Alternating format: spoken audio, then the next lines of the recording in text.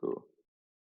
No stress. We're getting the audio levels up here. All right, everyone. What's up? My name is Colin. I run Meme Cork. I'm here with Squid Skiing, Well, what's good? owner of Squid Skiing, obviously. And together, this is the first installment of hopefully a long running podcast, Squid Cork. Been the child of ours for a little bit here for the last couple weeks. We've been trying to put this together, get everything flowing, and hopefully everything ends up working here today. Yo, so Colin, on your end, do you have the audio from the podcast playing on your computer? No, I don't. Do you hear 'Cause something? Yeah, I'm hearing a little bit of an echo. Echo, okay. Let's see what. You feel free to type in the chat, guys, if you're hearing anything weird, because I can Yeah, fix you it. guys hear an echo? Because we're trying to get this all set up. This is our first time officially running it. Here, let me just turn it up for a little bit. Hopefully it doesn't make it screech. It might be your computer that's doing it.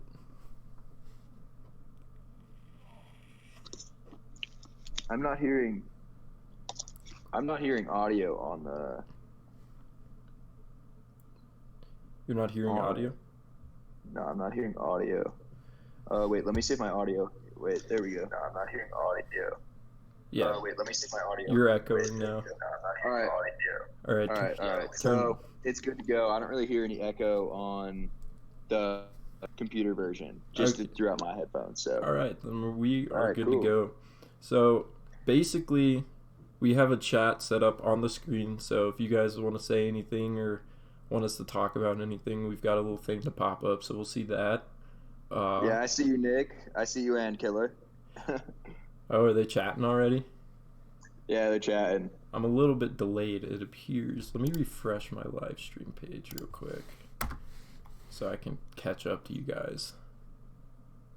All right, okay. Yeah, now we're seeing chats pop up, it looks like. Cool. All right. What's up, Ankilla? Leo. We got Nick in here, Leo, Kara. Kara. All right, guys. Well, welcome to the first podcast we're doing. Basically, the layout for this is looking like we asked you guys some topics you wanted us to talk about on Instagram, and we've noted some of our favorite ones, and we've come up with a little bit of what we want to talk about with that. So, yeah, Corey, what do you want to get into first here? Honestly, I think the first thing that we should explain is how this podcast came about. So, a few weeks ago, I hit up Colin just in terms of making a podcast related to Meme Cork and the memes that he has on there. And from there, I kind of started talking to Colin more, and I realized damn, this kid knows a lot about skiing, and he has a lot of interesting opinions about skiing. Well, So yeah. I kind of decided that it'd be a good idea if we just made a joint podcast and then made a few episodes of that. I guess a series, you could say, and then see how that goes. Yeah, of course. Well, I definitely appreciate you coming to me like that.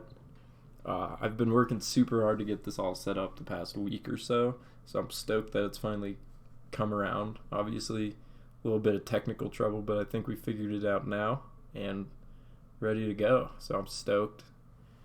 Know you're stoked. Yeah, I'm definitely stoked on this. I feel like everything looks really good on the computer. We got a good amount of viewers just for starting. So, yeah, the first topic that we're going to touch on is, who do you think is next up in skiing? Okay, so let's get into this here. So, you guys asked a lot about who we thought was next up and who we might be seeing in the coming years. And if I'm being completely honest with you, the first name that I saw that really spiked my interest with that, and that I've always thought, even since years ago when this kid was 12, when he did his first dub 10 on Instagram, I saw this kid and I was like, damn, this kid's going places in skiing. And in my opinion, that's Mac Forehand. That kid, I don't know if you know this, but he recently just got put on Red Bull, which is crazy. I know Red Bull's super picky with who they choose to put on their team. So that's insane to me. And also, recently, world champion, won a few World Cups there, so that's pretty insane as well. but I can see him definitely being a huge name in the future of skiing. Oh yeah, of course. You know, Mac has been killing it for a few years now. He's definitely like one of the top level competitors that you're seeing. But honestly, the first name that comes to my mind is Matej Unicorn. Oh I yeah. just figured out about this kid like a few weeks ago. He's so fucked. He has like 7 different triples. He has so many good rail tricks, and you know, people will hate on his style, but for 15, his style is pretty damn good. I Dude, don't really think that I know many 15-year-olds that have style as good as him. bro, 100% that kid's going up. He's blowing up Yeah. sometime soon. He's next up. Like, he's And, 14.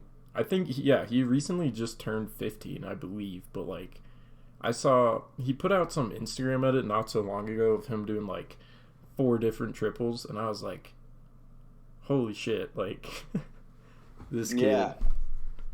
And, like, he's just like, And, yeah, go ahead. and like people are always going to try to find ways to put the kid down. You know, like when I repost him on Squid, they're saying his skis are too short, his style's not that good, this and that. But honestly, I think for his age, like, you can't complain about this kid at all. Like, he's probably the best kid that I've seen that age ever.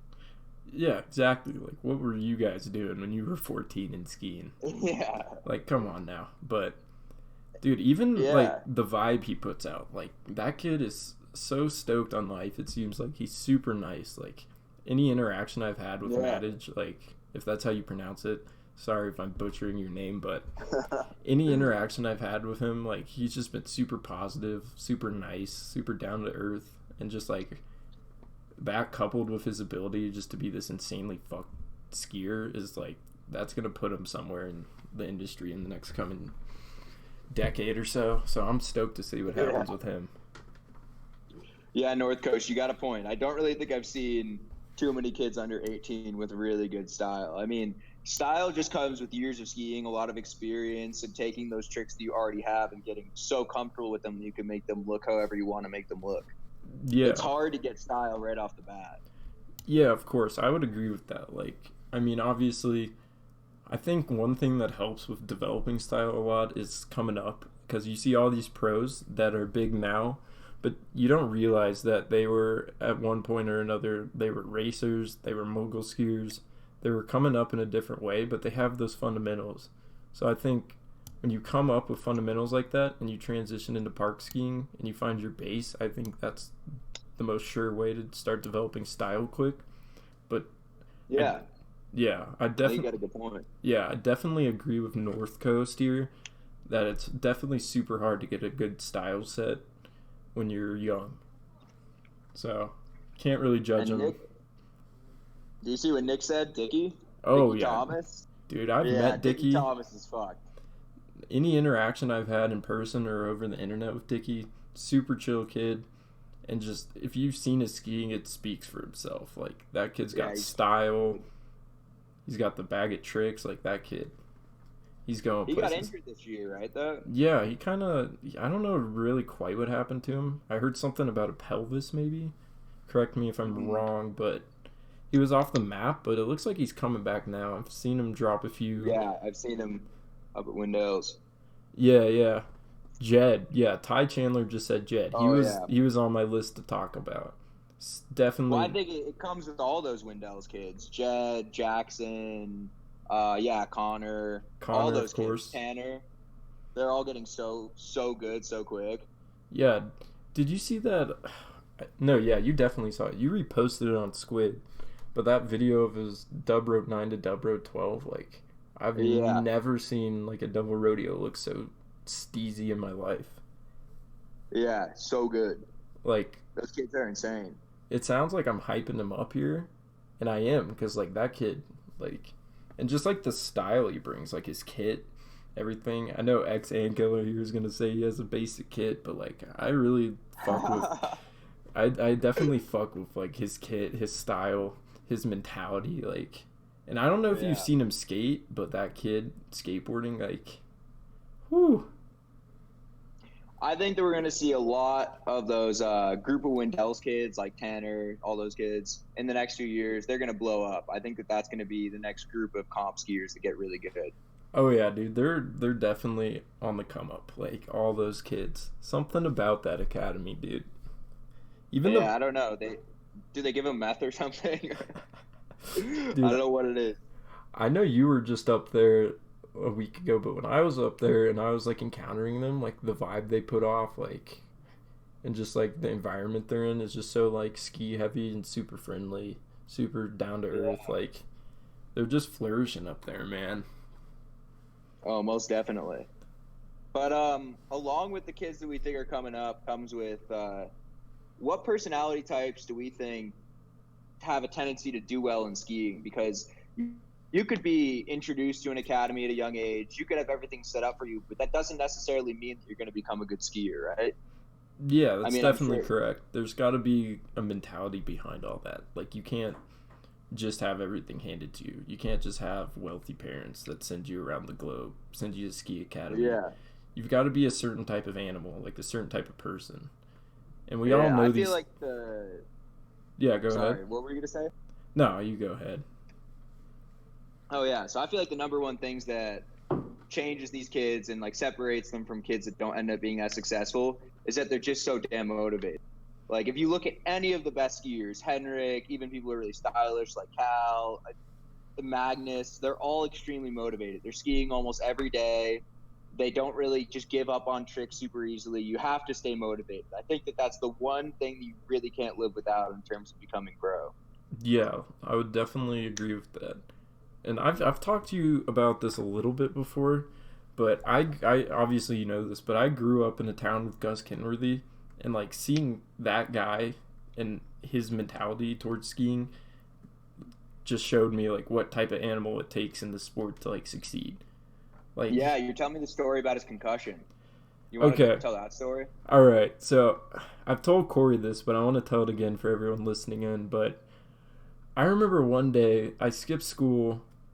It was towards the end of the season up in Telluride, which is where I'm from, and also obviously where Gus is from. But I was skiing around, and I remember I went up on the lift, and they had this insanely fucked up like up rail that was like a 40-foot gap in between it. And I was like, "Are you like, why is this here? Yeah. Who the fuck is going to be hitting this beast of a feature right now?" And then I remember I'm hiking a Z rail down low, and just like trying to get some basic tricks because I'm pretty young.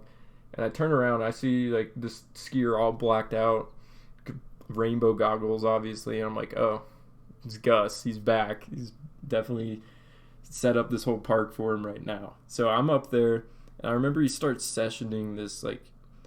They almost have like a viewing area for it. Like they cut it all off. It was only private for Gus. And they had like snow benches almost set up on the side of it. So I'm sitting down with my homie. We're chilling up there. I'm watching like Gus get like snow catted up there every overrun, and like instantly like he's hitting switch twos onto this thing going like at least 30-40 miles per hour down this hill, switch to like cork 7 tail out. And I remember I'm sitting there and I'm like, oh, okay, and he's mobbing in switch, and I'm like, okay, what's going on here, this guy? And he goes switch 2, and it's in his edit. If you look up Gus gets knocked out on YouTube for anyone that's interested, it's this whole story takes place in this edit. But I remember he's going switch, tries switch 2, doesn't quite get it around, slips out a bit, literally folds over the rail, gets carried up the kick of the rail, hits his head, flies off the 40-foot knuckle, snaps his back, landing on his spine and head, completely knocked out. And I'm sitting there like, holy fuck, that was the most brutal like crash I've ever seen skiing. And I'm like, this guy's not okay. Like, did I just watch Gus Kenworthy die? Is what I'm thinking in my head. Like, I'm like, this guy's dead. So I go down, I take a lap, get on the chair, still laying there on the ground. Take another lap, still laying there on the ground. They get up. They finally get him up, thank God. They take him to the hospital. I'm like, holy shit, is he okay? And like, day goes by, I'm skiing again, the resort's closed the next day. So at this point, I don't know what's good with him. He got hurt. I'm wondering if he's okay, because like that was pretty fucked up what I just saw.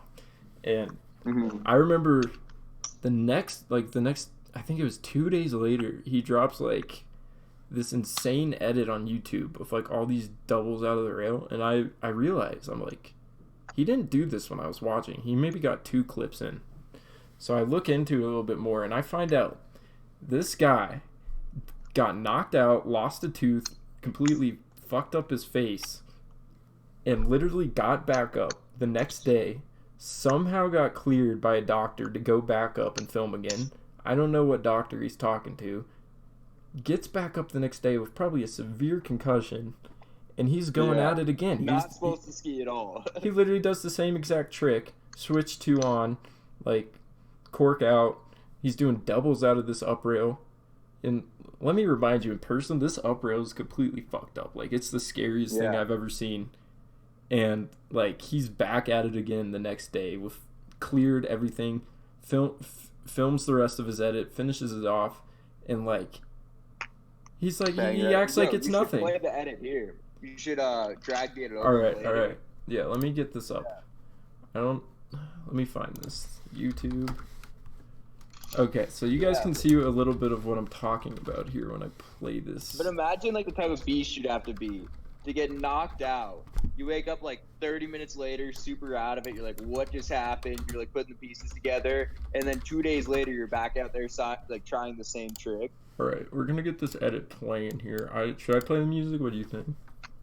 No. Okay, yeah. I'm just going to throw this up on the screen here real quick. Just drag the tab out. Put this full screen. And you guys can see what I'm talking about here. So I'm sitting below the camera, but you can't see me. And he folds over the rail, literally snaps himself, completely knocked out, right? And this was maybe 2 to 3 clips into the edit. Like, he has maybe 20 seconds worth of footage at this point. So all this happens, gets cleared the next day, and I'm talking less than 24 hours here. And homie gets back up. Like, there's my coach skiing up to him, and gets back up the next day, less than 24 hours later, and he's doing this shit. Like, yeah, you have to be a certain type of beast. Yeah, you got to explain that to me, because I don't understand how the human body can do that, mentally and physically. Yeah, I guess that's another aspect of the type of person that's going to become pro. They got to really not fear much.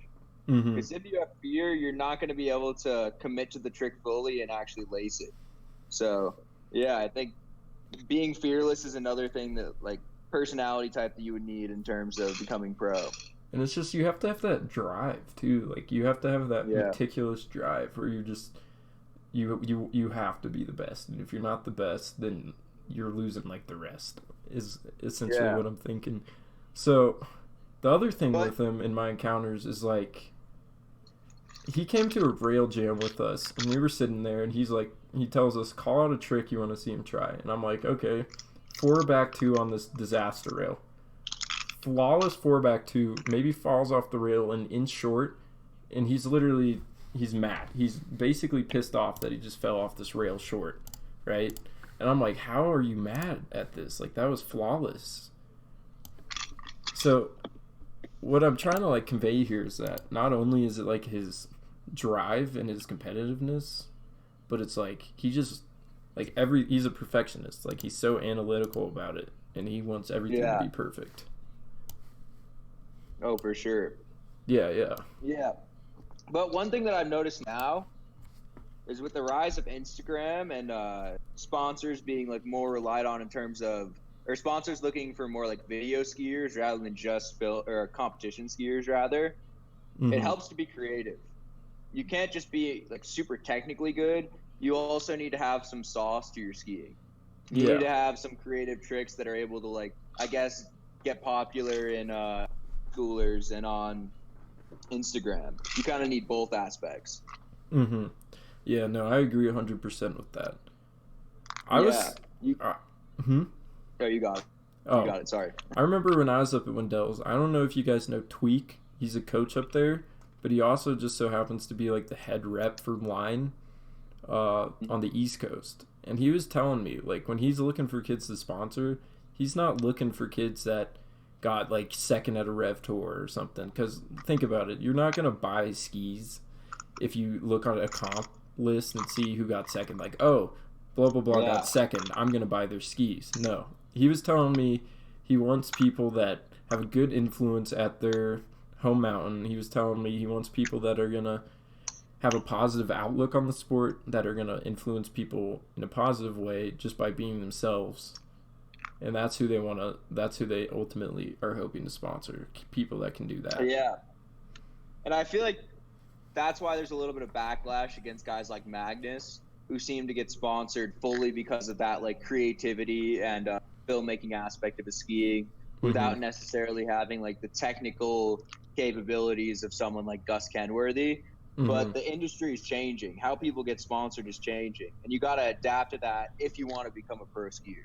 Yeah, because you've got countless kids throwing down doubles. Everyone's doing the same shit. Everyone's insane. Yeah, how are you going to separate yourself? I literally find another kid every other day that I've never heard of that is doing doubles, and I'm like, okay. Yeah, doubles are not hard now for kids. Kids just got that on lock. It's kind of funny. Yeah, it's all about influence, positive outlook towards the sport. It's all about that nowadays. Yeah, for sure. Yeah. But there's definitely a lot of challenges when you're becoming a pro skier. This is something that I figured out by talking to a lot of kids that are kind of... Oh, sorry. Jerry Slams mentioned you in their story. Cool. Oh, but on. back to the topic. What I was saying is, yeah, when I was talking to a lot of kids that were on the come up, I really realized that there's a lot of issues. There's a lot of things you have to overcome. And probably the main one is injuries. Injuries suck ass. Oh, yeah. So Tell bad. me about it. Yeah. I would say probably the worst injury that you could get is a concussion. Kids underestimate concussion so much, you know. Before I got my first concussion, I remember talking to my dad. I was like, Dad, like, concussions aren't that bad, Dad. It doesn't matter, Dad.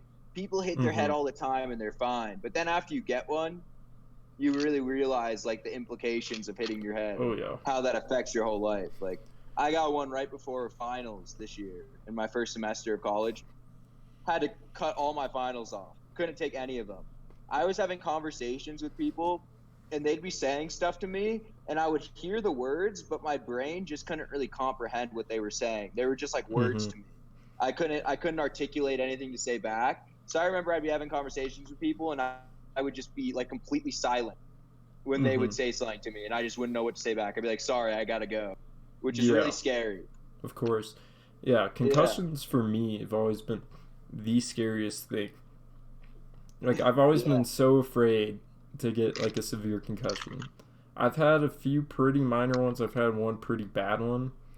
But every time I even like slightly ring my dome or knock my head, like, I'm sitting down for 10 minutes. I'm like checking myself out. I'm seeing like if I'm good, like doing like self-concussion tests, like scary things, man. And like your mind can go some weird places when it's knocked up like that. Oh yeah. I wouldn't wish a bad concussion on my worst enemy. It's so underestimated how bad it could be for you. And I see these little kids, like, they're trying doubles and triples, and they're just whipping themselves. And, you know, maybe they don't get a full concussion. Maybe they don't have symptoms where, like, they're sensitive to light or they can't really focus in school. But they're still whipping their head a lot, and that's going to have, like, impacts in the future when they're older. That's for sure. Yeah, that's You're definitely true. like, risking something. Yeah, man. Learning to hit your head learning to not hit your head is a skill, says Ankilla. It is. It really is. Like, I mean, yeah, but if you're trying to push yourself, you're gonna have to hit your head a little bit, or at least shake your dome up a little bit, because all kids that are at top level are taking risks every day. If you're not taking risks, you're probably not getting better. The other thing that is super important for being at least any type of successful skier is you have to be aware of what you're doing and how you're doing it. Like air awareness, you have to develop like a skill of not falling, because if you could have no fear and you could be completely unafraid of any trick, and you could literally throw yourself off a jump and just hurt yourself, and you could come back after healing from that and hurt yourself again. So you have to develop a skill of being able to control yourself. You have to develop a skill of being able to fall correctly, if that makes sense. Yeah. Like, And I feel like the other thing is you have to balance risk and reward, right? yeah, of Because course. if you're just like going for every single trick that you think is cool, or like every single exciting thing, you're tossing doubles everywhere, you're going to get hurt more than the average skier. If Hmm. you're the type of person where you know when it's worth the reward to take that risk, you'll probably end up being more successful long term. Yeah, of course. And also, if you're in like an iffy point in skiing, you have to look at the realistic point of view. You have to be like, am I going to be a professional skier? Am I going to take this Yeah. anywhere?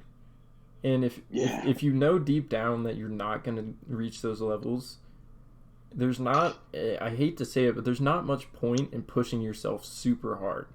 I say stick to Yeah. what you love, keep with skiing as a fun sport, but you don't need to be throwing double corks and triple corks out there if you're not going to be the next big thing. You don't need to put yourself in that position. I mean, you could, but just keep in mind that that risk is still there, and the reward isn't necessarily that great unless that's just what you want to do really bad. Hmm. That's, but Yeah, yeah, of course. Like, I mean, obviously, if you want to go for it, go for it. But with that, I think that one should be able to. How do I put this? Let me think here. I mean, you gotta know what you're doing. Is what I'm trying to say. You have to know what you're know the getting road. yourself into almost. Yeah, you have to know the rotations. You have to know the tricks. You have to feel confident in yourself. You have to be able to visualize it, and you can't just throw yourself off a jump and try a double cork. Like, you should be doing hundreds of double corks on the trampoline or anywhere else. Like, you can't just be going right into it with no knowledge. That makes sense. Yeah. Another big problem that I see if you really want to become a pro skier is you're probably going to be putting more money in than getting out. Like, that's just the reality of the situation. Oh yeah, I remember I put up a meme not so long ago. It might have been the one where the Joker's burning the money, but I asked the question in the caption, like, how many pro skiers or like amateur skiers are making profit out of this? And I got a bunch of DMs from a lot of amateur skiers, basically telling me that they have their lives paid for, they get to travel around the world to ski, but the downside is they don't make any profit from it. So it Yeah. basically puts them in a position where when they get out of the sport and ultimately they're moving on because they're too old or they're not at their peak anymore essentially, and they're losing sponsors and they haven't made anything out of it. I mean, ultimately, obviously, they're going to be able to go into an industry job, like maybe work for a ski company, start a company, but But regardless of the fact, they lost a lot of time, right? You yeah, know, like while all their friends were out there in college, starting to work on a professional life, starting to, get a degree, do internships, be prepared to have better jobs in the future, they have to start from scratch there. yeah, The of only thing that course, they have is that they were a pro skier. yeah, So exactly. it's really hard to go from being a pro skier and then make a life in like a different professional field after that. Hmm. Well, even if we look at like differences between like maybe 10 years ago, even 5 years ago of going pro compared to now, it's changed like tremendously in the amount of like dedication you have to put in. I remember like a decade ago when it was like the Gus generation, the Josh generation, like Yeah. they were pretty focused on skiing, but they were still able to do all their education. They were still able to go. Yeah, I mean, Tom finished college. Yeah, exactly. Like they were able to get Yeah. that base. But when you look at it now with all the kids and the difficulty level, it's gotten so much more difficult to be able to reach Yeah. that level without sacrificing so much.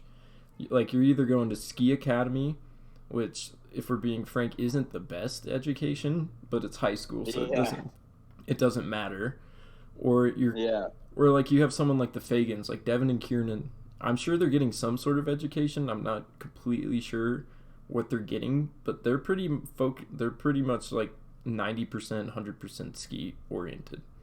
Like, Yeah. they're full fledged like skiers. They're not focused on much else. And that's just it's kind of unfortunate that people have to sacrifice so much, but it's what it is nowadays. And when you ultimately, like you said, when you get out of the industry later on, like unless you've made something like super big of yourself, you've made yourself into a big name, it's gonna be hard to pick up where you left off because obviously you're not gonna have as much of a base. And I mean, realistically, how long are you going to be able to maintain being a pro skier? I mean, I think like some of the older pro skiers I know, Tom, Will Wesson, maybe Andy Perry. I don't know if he's still pro, but like 30. Once you get into 35, like that number goes down, and like 10% of skiers are actually still making money, and then past that, I don't really think many skiers at all are still making money. So long term, it's hard to keep making money. It is. It really is. I know there's a select few skiers out there that make a lot of profit. Like, I heard somewhere, correct, I might not be correct on this, but I would believe it. I heard somewhere that Gus Kenworthy rakes in about like $300,000 plus a year from sponsors, revenue, and just the personality he is. So, obviously, if you can reach that level, I mean, it would be sustainable. And Gus is moving into bigger things. Like, I believe he has a role on American Horror Story now. But he's moving out of the industry in a good way. Maybe he's not doing it in the best way possible. He's had to sacrifice a lot of his image to do that. But, I mean, at least he's making something out of it, you know? I mean, here's the thing. I wouldn't say that there's no money in the industry. I think that's a misconception. Yeah, but definitely. I think that the top 5% of skiers are making 95% of the money. Yeah. Right? So it's just guys like Tom Wallish, Gus Kenworthy, Jesper Tajjar, they're probably making more than enough to, you know, live off that money, and even for the next 20 years have enough money spared so that way they could, you know, stay afloat. But if you're like just an average pro skier, someone who is just like top like 15 in every X Games, like never really podium, it's going to be hard to make money. Yeah, of course. Like, when it comes down to it, I would say, I mean, honestly, it depends on what your goals are. Because I know for someone like Gus, you're going to want to keep, like, you're going to want to have that success. You're going to want to have that insane influx of income coming in, right? But for someone like a Mr. Mango or like a Ski Man guy, like, they're perfectly fine with just getting by, living the simple life. So I think Mr. Mango probably averaging like I think I heard like 7,000, something like that, in terms of like the money he makes a year. So just getting by, probably has to work another job. And I feel like now that he was in Real Ski, he makes more, but still not that much. Yeah, of course. But yeah, I mean, if you're completely fine with just getting by with what you have, like, go for it. If you're enjoying life, if you're happy, that's what you want. But obviously, there's always going to be those skiers out there that are going to want to make an insane amount of profit, and they're going to make a lot more money just because that's who they are. It's really just a conception of character, I would say. Yeah. Steve Stepp, he brings up a valid point. He says Cork. Cork could definitely help you gain more money. Cork to money ratio is a real thing. I mean, you've heard it before. Once you lace up that triple. Spend to win, baby. I don't know. Are triples even enough? I think you might need quads. You need all four-way triples, maybe 2 quads. Yeah, then you're ready to make that bank. Yeah, I mean, just different skiers, and it's not just skiing; it's personality types. Because talk about who you hate. F off, Steve. Steve, we're not doing that, okay, buddy? We're not. I heard about your podcast with Corey. Okay, we're not starting this again. Anyway, fucking Steve. Ultimate Troll still holds the top spot as skiing's #1 troll. I don't know if I'll ever overtake you, Steve. If you talk about who you hate, we probably would get more viewers, but I mean, we can talk about the general consensus on who people hate, right? So Andre Spaghetti. Yeah, that's obviously the first name that comes to a lot of people's mind. Andre, obviously because of, well, most people will tell you he has no style, but he's got the bag, you know? And I might meme him a lot, but I really don't hate Andre that much. I have massive respect for what he can do. but it's all preference. Like, you're gonna have people that love someone like Mr. Mango, and they're gonna hate someone like Andre, or you're gonna have someone that loves Andre and just absolutely hates someone like Mr. Mango. You know? Well, I think part of the reason why people really don't like Andre is because he seems like one of those kids that had a lot of opportunity. He had like the best trampoline training places. He grew up in some of the best resorts. I think he grew up in Lax, right? Somewhere in Switzerland. So he had like the perfect opportunity to go pro, and he just took that opportunity and ran with it. It's kind of cooler when you have someone like Tom Wallish, who grew up skiing in Pennsylvania, a small mountain, and then like moved out west and kind of made a name for himself. That's way more interesting of a story. Yeah, I mean, skiers like that are always going to have a certain higher level of respect. Because if also vocal skis. Fuck vocal skis. So ugly. Okay. Let's not roast anyone too hard here, but dude, I don't know. I just hate the neon and black graphics. Those things, dude. Every time I see those, I want to throw up. Oh God.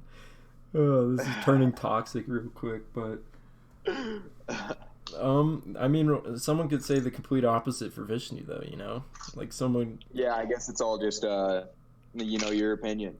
I mean, I find myself at a pretty fine line in between the two, like a Vishnu versus a vocal.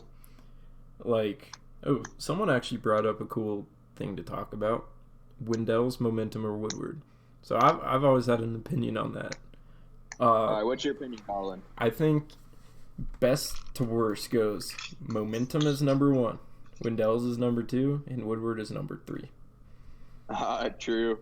Because I've never been to Momentum. But I haven't been. I almost went this year, but from what I've heard, 5-star hotel, a lot more freedom. You get to ski in Whistler at Momentum in their lane, which is pretty damn sick. You're in Canada, new place. It's just like the 5-star ski camp, I feel like. And if you look at something like Wendell's, it's in the middle. Like, it's not too fancy, but it's nice. You've got lots of, like, you've got the barn out back. You've got the Super Tramp right outdoor. The whole place is basically a skate park. Like, it's a chill spot. And then if you look at, I've been to Woodward at least 3 times, so I can definitely talk on this. But definitely not. Fuck Woodward. Okay. But definitely. Fuck Woodward. I mean, here's the thing though. If you're like a little kid that is just getting into skiing and you're like trying to experience your first summer camp, I would definitely say go to Woodward first. Because Woodward's like that nice introductory into a like ski camp, into that kind of vibe. I mean, the one thing I can say about Woodward is they have the best training facility. They have the barn with the super tramps. They've got fly beds. They've got the roller skis. They've got a 6 skate park. So I definitely think it wins in that regard. But everything like ski wise, I think it's definitely the worst, only because it's not on a glacier like the other two. First of all. Yeah, I mean, I had a good time skiing at Woodward. My problem with Woodward was that you had no freedom at the camp. It was like the whole time you had to be supervised. You had to be signing in and out everywhere you go. It wasn't a fun place to be. It was kind of like prison, but then like with a little ski break during the day. Yeah, I definitely agree that. I remember when I went to Woodward and then I went to Wendell's. I got to Wendell's and like the first thing I asked the counselor there was like, "Can I go trampoline? Like, can I do this right now?" Like, he's like, "Yeah, man, go do whatever you want. Like, just come back in one piece." So dope. And I was like, "Wait, are you serious? Like, I could just go do whatever I want right now?" He's like, "Not prison." He's like, yeah, go for it. And I'm like, "Oh, sick." So I just went and tramped, hopped around all week, and the only time I had to check in with them was like bedtime. But at Woodward, you have to be with a counselor. You have to let them know what you're doing, and like you said, it's a little more strict. I mean, a lot more strict. Yeah, I've never been to Momentum. Momentum looks like a cool place.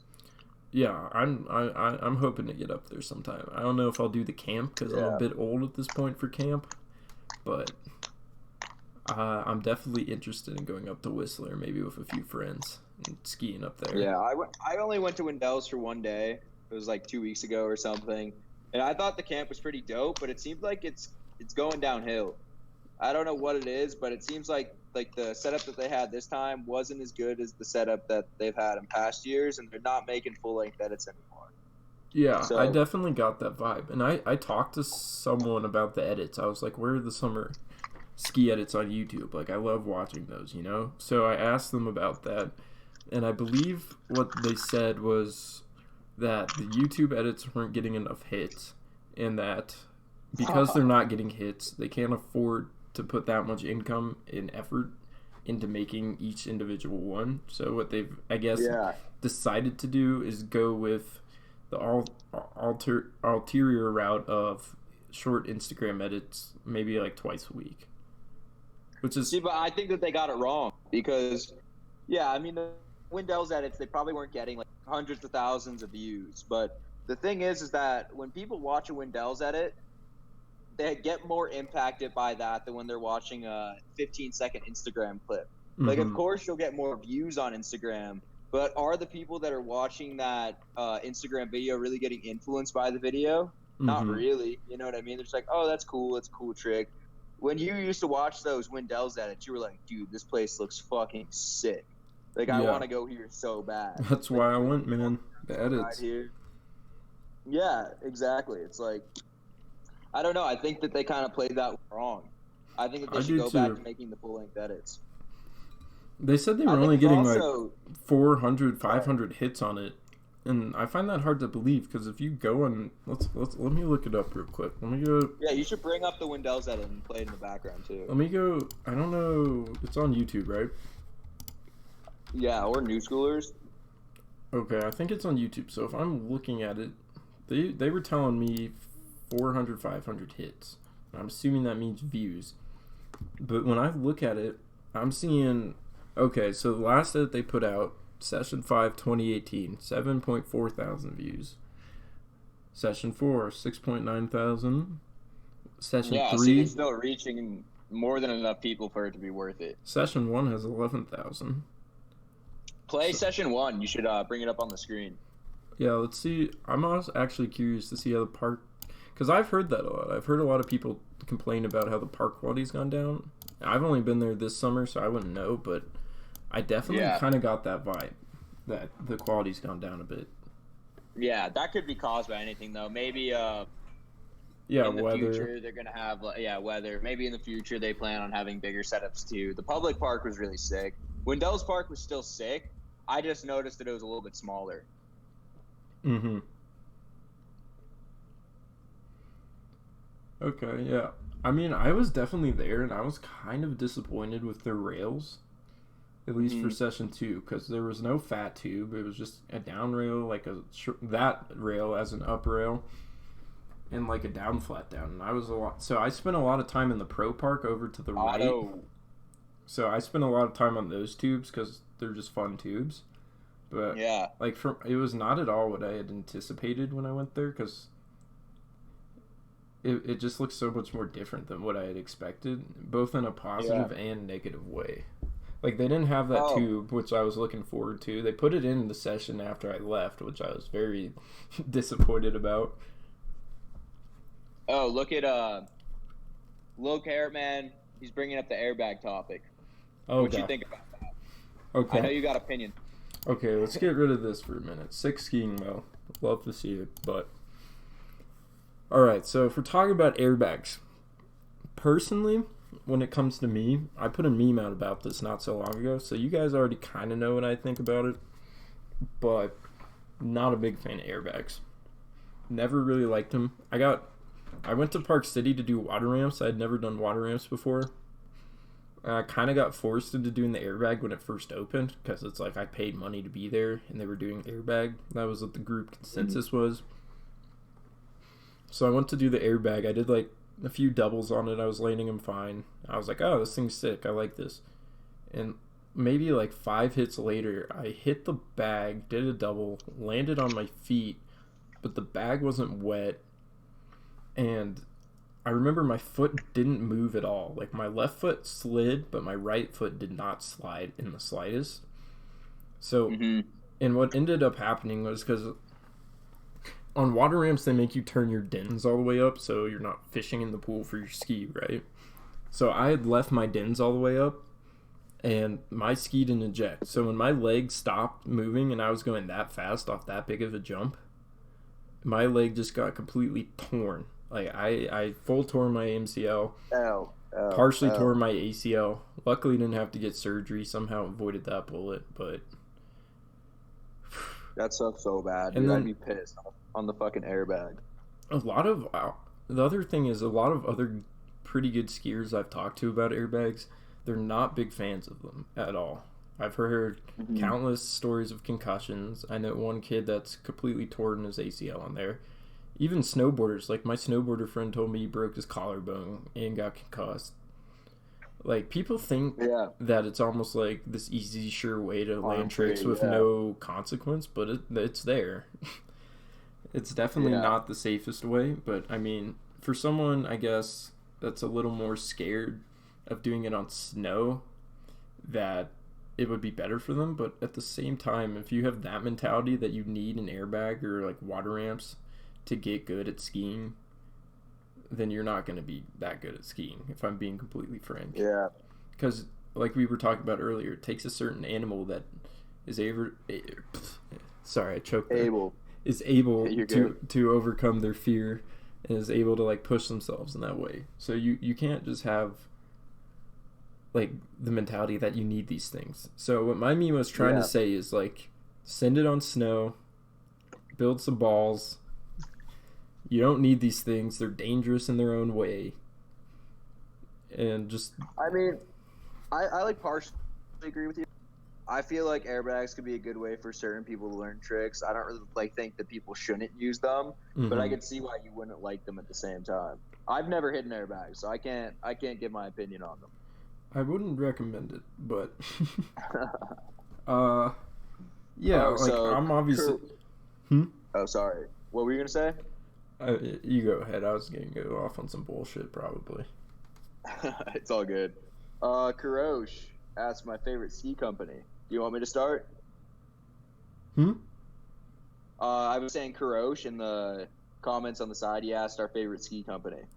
Oh, okay. I might not be seeing that, but yeah, go ahead. Yeah, so my favorite ski company right now is probably Vishnu. I feel like Vishnu is going to be a big player in the next few years. It's kind of cool that the company is like skier owned. Emmett's a homie. I really like that the skis are like good for people that are getting into park, right? Like, I think that the issue that a lot of ski companies made in the past was they made a ski that's good for pro skiers to ride. Like, for example, Vocal. Like, if you're a pro skier, Vocals are probably going to be pretty good skis. Like, they're stable, good for landing huge tricks like triples, doubles. You know, if you're trying like fours on, really good for tricks like that. But no one really has made a ski besides, I guess, Line. They've kind of come at it with this approach where it's good for people that are getting into the park and trying to learn tricks. Like, Vishnus are good skis to learn tricks on. Since they're so rockered, it makes swaps come around really easily. They're like perfect ski if you want to learn a 3 swap, front swap, 2 on, because you don't really have to worry about catching like you would with the Vocal ski that's more cambered. Or not even Vocal, but just any ski that's more cambered. They're really light, so if you're trying the 2 on, you don't have to worry too much about the swing weight holding you back. And I think my favorite part about them is they're the first ski company that really put a huge amount of focus on making artistic graphics. Like, really minimalistic and unique looking graphics. I mean, I wouldn't say the first company, but I just like the way that they make their graphics. I like the approach that they took. It's really unique. I also love ON3P. I think ON3P just makes a great ski. ON3P skis, they're so fun to ride. They're super poppy, yet at the same time, they have like stability to them. They're buttery, but the type of buttery where you don't just lean into the butter and then you can't do much with it. Like, you pop right out. Like how some skis are buttery. The type of buttery where you lean into the ski and you could find the hinge point in the ski and hold that hinge point until you want and then get a good amount of pop out. Yeah, I would agree with you there. I think they're definitely doing it in a way. ON3P and Vishnu. I actually see ON3P's in here. Welcome. But I definitely have always really fucked with the vision that they put out. They're different. They're doing it different. Obviously, a lot of swerve skiers, but I mean, everyone needs their own brand, you know? Like, comp skiers have Vocal, Atomic. You're going to want a different ski. Like, that's for sure. I hate when kids ask, like, oh, what skis should I get? You know what I mean? Yeah, it's like, well, what That's kind of such a big skiing do you question. like? Depends What? on what type of skiing you want to do. East Coast, West Coast, rails, jumps, backcountry, Yeah, what all style do you want to have? mountains. What are you aiming towards? Yeah. It's like what, it's all personal preference, but I definitely agree with you. I really like what Own3P is doing. Portland-based company. I really like what they're doing. I really like what Emmett's doing with Vishnu. Like Yeah. you're right. I've never seen like a ski company with such diverse graphics. I remember almost being like taken back by at how different their graphics were. I was like, whoa. Yeah. It's like at first I Well, was they're like, so this is simple you weird, but almost then wouldn't expect it, right? yeah, at first I was like, this is weird. I don't know if I like this. And then like as it grew more and more, I was like, I actually like this. Like this is cool. Like Yeah. but for me, I see someone just said they tuned in. Well, welcome. I'm Colin. This is Corey. I run Meme Cork. He runs Squid Skiing. But Yeah. yeah, yeah. So if you're asking me what my favorite ski company is, I would have to choose Armada. But it's all Armada. it's like I just really fuck with the type of skis they put out. Like Yeah. for me at least, I've ridden them for a year, and like they've by far been the most durable ski I've ridden.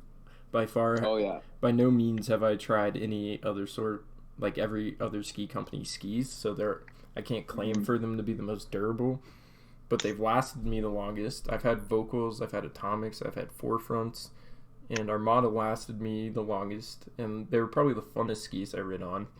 Uh, Yeah. but aside from even the skis, like just the brand that they've put together and like their athletes and the it's almost like Yeah, they have like a Colin. family together, Yeah. and they're like all the same type of skiers, obviously, super stylish but also super technical. And it's just the vibe they put off whenever you see all their athletes together, like Dolo, Quan, Henrik, Tanner, all those guys, they just flow so well together in my opinion. And like Yeah. it puts out an awesome vibe. And they're super into the whole media, so you see a lot of what they do. They put out lots of movies, like you've got Henrik dropping all sorts of stuff. Like I've just always like fucked with the vision that they've put behind their brand and their athletes. Yeah. And almost I think the good part about Armada too. Sorry for cutting you off. yeah, go ahead. I think that they're a good mix between like swervy style skis where they have a little bit of rocker on most of the skis, but they're also kind of compish. Like you could still do really big tricks on them and have them be just as stable as like a ski that's released from Vocal. I think they're a really good middle ground between that swervy and that technical compy side. Yeah, I was also going to say that. I was going to say like they're the fine line in between either side of skiing. You can almost think of it like a left and right wing, like Democrats and Republicans. Like you've got the Republicans as like the super comp jocks, like Andre would be like a Donald Trump almost, and then you've got like Mr. Mango, who's like super left, like liberal almost. Yeah. And like I'd say Armada's like the individual in the middle that's like I don't know who I lean towards, but I like them both, you know.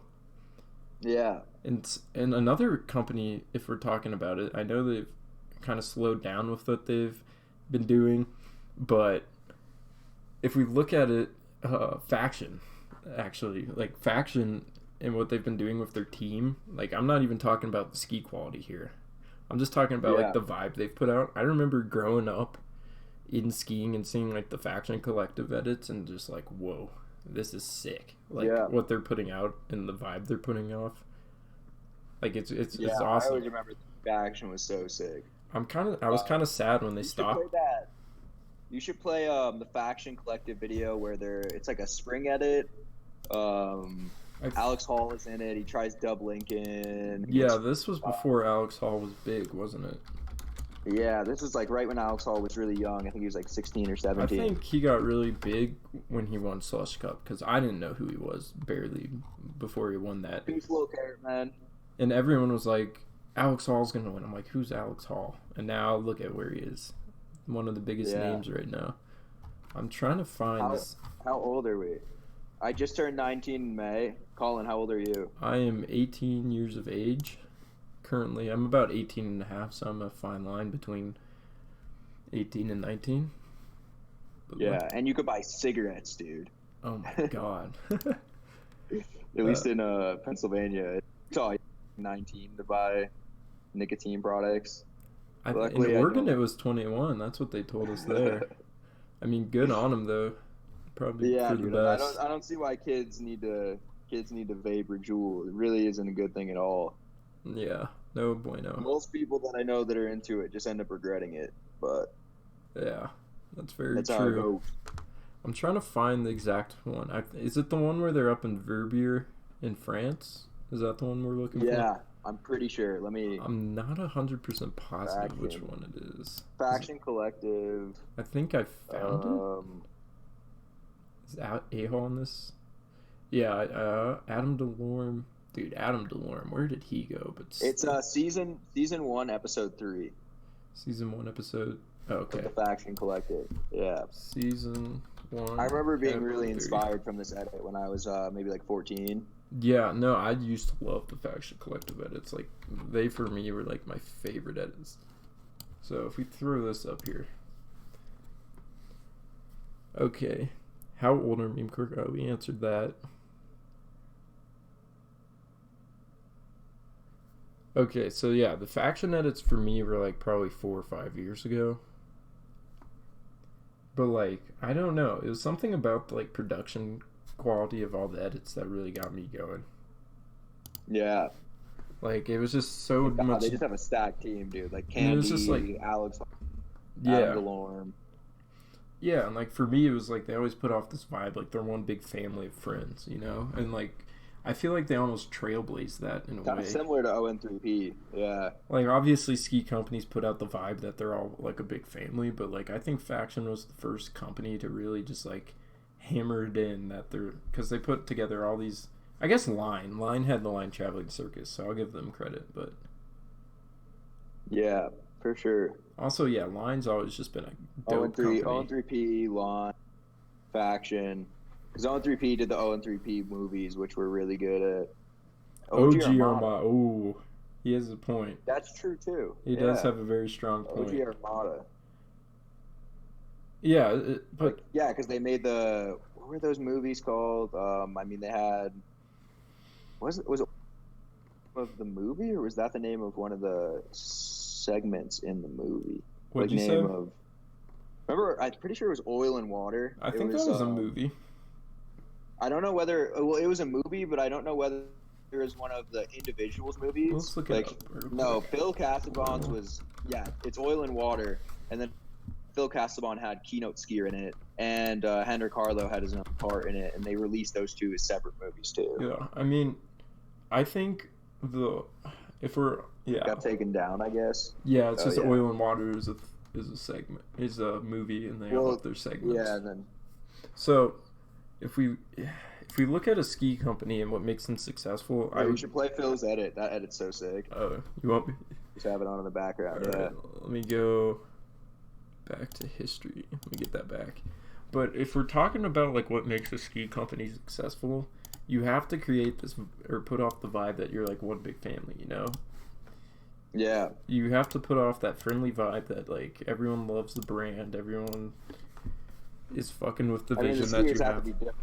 Yeah, and the skiers obviously have to be of caliber. Not gonna get very far. Because like you could have the best ski, like quality wise and everything, but if you don't have like the athletes of caliber and you don't have like the friendly like family vibe that we've been talking so much about, like it's gonna be hard to be a top tier ski company, you know? Yeah. Well, I feel like having a good team just shows that you're putting money back into the ski industry. You care about the ski industry, and, you know, that's good for obvious reasons. Mm-hmm. And you also have to be a reliable company that sticks by their athletes, you know? Yeah. Oh, remember, what was that company? Oakley and Tanner Hall. Tanner Hall, yeah. Yeah. That had a huge backlash for Oakley. I bet they regretted that. That's the thing with a company like Armada. It's like if you're in Armada and you're loyal to them, they're going to treat you well. They're going to keep you as a part of their family forever. Like other companies like Mike Hornbeck doesn't release that much content, but they still support him. Yeah, exactly. Like someone like Mike Hornbeck, if they were on a lot of other ski companies, they would probably have been dropped, you know? Or not. Yeah. Like, they still make a point that Mike Hornbeck's like a member of their family, you know? The AR family. Colin. Here's the question. Your favorite Armada skier? Oh, everyone already knows who my favorite skier in general is. Henrik. Torin Wallace. Oh, Torin. He's the cover of Meme Cork. He's the face of Meme Cork. He's on I all didn't realize that was Torin. That's so funny. So let's talk about favorite skiers, though. That's an interesting topic we could delve into. So I have so many favorite skiers. So yeah, it's a bit hard for me to choose one, but Torin's definitely top. I really like Jake Carney as of late. Jake Carney's just, there's no other skier really like him, you know? Yeah. He doesn't do doubles. He doesn't do any of that. He just has these, like, most heavy-hitting style I've ever seen of any skier. Like, yeah. Go fast, be stylish, and just pop off, you know? And I think one of the things that really did to separate himself was that the way he edited his edits, well, I guess not him, but the Simple Ryan Braun for Simple. Yeah, Ryan Braun, exactly. Mm-hmm. It fit the style of his skiing so well. Yeah, let's go. Connection there just made it work so well. It made the edits just like look great. The style, everything was cohesive. Mm-hmm. I'm gonna pull up his Simple edit because that ultimately put him on the map as far as what he is now. Because I mean, unless you're good friends with Jake Carney, I don't think you could say you knew who he was too much before, you know? Yeah. But like I remember just seeing like this edit and being like, who the hell is this guy? I think it was Dead Kind, right? This guy's fucked. It might be one of the most viewed edits on New Schoolers, but like, oh yeah, it's one of the highest upvoted edits on New Schoolers. Oh, I gotta turn. I mean, I guess we could do a little music. We're not getting copyrighted, so yeah. I'll turn it down though, so we can talk. But I remember when this came out, like, it was the big thing. Everyone was hyped. They're like, who is this masked just boss skiing around? Yeah. Sovereign over Dead Kind. And like, you notice he doesn't do a lot of unnatural, if any, you know? Yeah. Like, he's just your basic average skier that just goes super fast, like, super stylish, and he just hits heavy. Like, he just flies into shit when he hits it.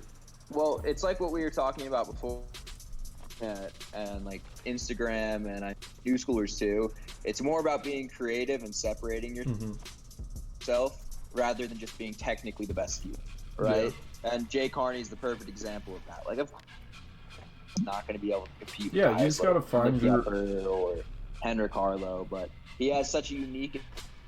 People just love watching his edits, and therefore he could sell skis. He could sell products. Where's the Switch 7 he does? I remember that was like. Literally went to the parking lot. That was the clip of like the year. Everyone was hyped on that. I think it's in Dead Kind. Girls and skiing.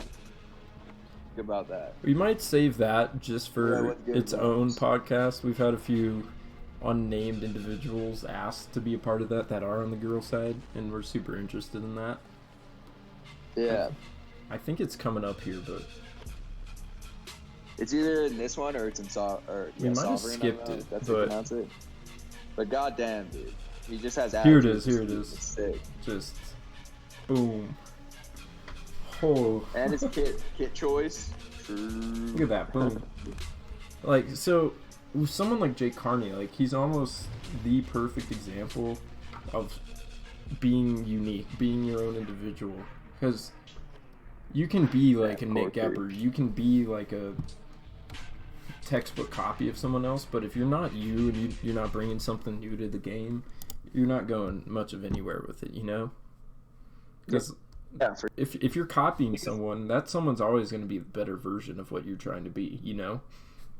Well, the other thing is that people don't want to watch something that they've seen before. People don't want to watch another kid do a dub 10. Like, of course it's cool. Of course, like, if you know the kid, you're like, damn, I'm really excited for you. Like, that trick was really sick. But in terms of staying entertained, you want to watch something that's new. You want to watch something that has something creative or different in it that separates it from the content you've been watching before. Right? Yeah, I remember watching Jake's Instabanger, and he was talking about, and someone suggested like dub 7, and Jake's like, oh, never done a dub, but I guess I'll try it. Like, I'm not opposed. And that I was like, damn, he's never done a double. Like, okay, fuck it. Like, I mean, he's still an insane skier, and I love watching his edits, like, more than almost anyone else's edits when he drops them. Yeah. That's the important thing. So, like, Do you like watching their content? Are they entertaining skiers? Not on a piece of paper, how many these tricks have they checklist off? You know what I mean? Could they do this trick? Could they do? I mean, that matters for sure, because part of being an entertaining skier is knowing how to do a lot of tricks, but it's not the only thing. It's honestly probably like 40%. You're cutting out a little bit here, but I get what you're saying. Sorry. Yeah, no, it's all good. Yeah. But yeah, it's just like he's the textbook example of someone that started their own lane. He's his own skier, and because of that, he got rewarded for being his own unique person, you know? Yeah, for sure. I think that's the key to success. Unless you're just absolutely going the hardest, the biggest, you know? Yeah, unless you're a Montez unicorn. Yeah. I mean, he's just big because he's young and he's insane. Yeah. All right, so yeah, we're getting pretty...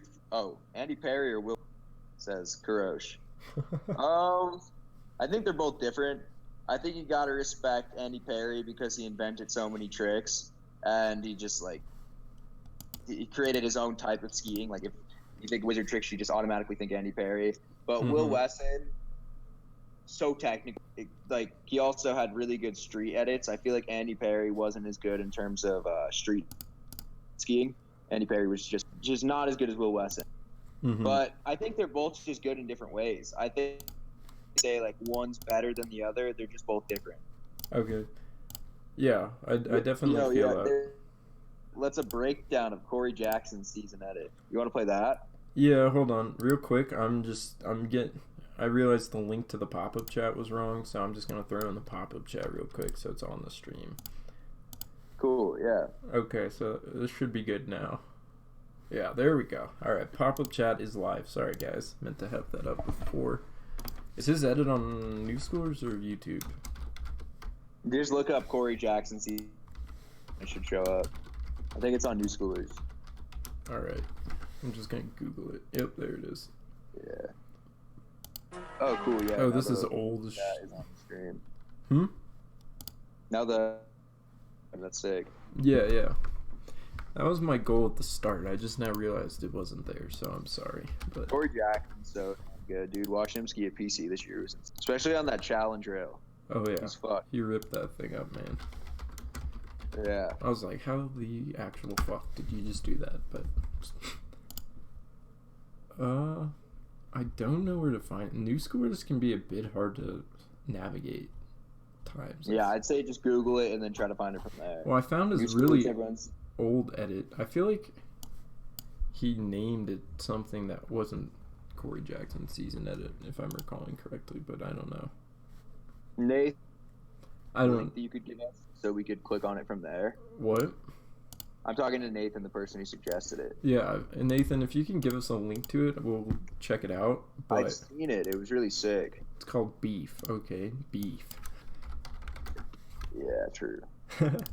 See, I knew it was Beef Winter 19. Okay, I knew it wasn't just Corey Jackson's season edit. Oh gosh, let me drag it. This is a journey into sound. Alright, what are we breaking down here? I don't know what you mean by break it down. Yeah, I mean, obviously it's a sick ass edit. Yeah, I mean, Corey's so damn good. Kid has a pretty good mix between tech. And he's pretty good, like, all around skier. You gotta give him that for sure. I don't know what's going on here. But, yeah, we'll probably be ending this, what, soon? Yeah, I'm gonna turn that off. 10, it's a bit loud. Minutes. I'm thinking 10, 15 more minutes on the live stream, Colin. Yeah, okay. Sounds good to me. Oh, yeah. The boys got work tomorrow. True. Where is this filmed at? Probably looks kind of like PC. Various parts of Utah, I would assume. Yeah, somewhere in Utah. Probably not PC. Not many people ski back. So, while we're at it, obviously, I don't know really what he wants from us breaking it down, but do you have anything else you want to talk about while we're still on?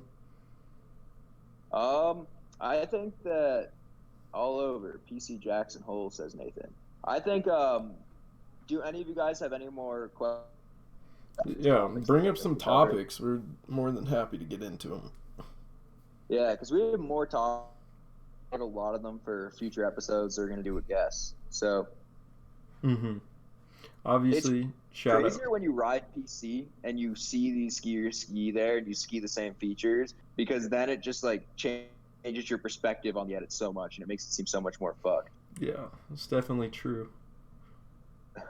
Snowmobiling on tundra. I don't snowmobile, so I can't talk about that. Unfortunately, not a sled head, but If I'm gonna, Nathan, rope I toes. don't know if I fuck with Corey Jackson's kit choice. That's the only thing that maybe I could say if I'm gonna make a criticism, but that's just personal preference.